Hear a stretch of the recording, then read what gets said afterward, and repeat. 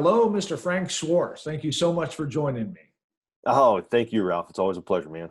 Always a pleasure. Hey, listen, just for the audience, tell me a little bit about what you've got going on with G3 and leadership development.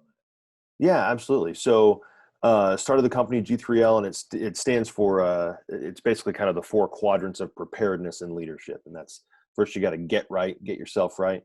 Then you learn how to live right, and then you lead right in order to leave right. So Wow. it's the idea of building yourself and turning yourself into a leadership development machine. When you hear leader, what are some of the important values of a leader? What we want everyone to do is become what we would call a virtuous leader, right? So we want them to lead with virtue, which means they're going to have a certain set of leadership skills. And then, as you mentioned, sort of these leadership characteristics, if you will. But Right. when I think of leadership success, the farmer, kind of a semi-farmer, right? He's got a couple of cows on his land, and he has his two sons that he tries to have them help, raise the cows or whatever. And the neighbor sees what's going on, and he's like, these boys are just doing a terrible job, taking care of these cows. And so he feels free to go over and tell the dad, here's all the things that they're doing wrong raising your cows.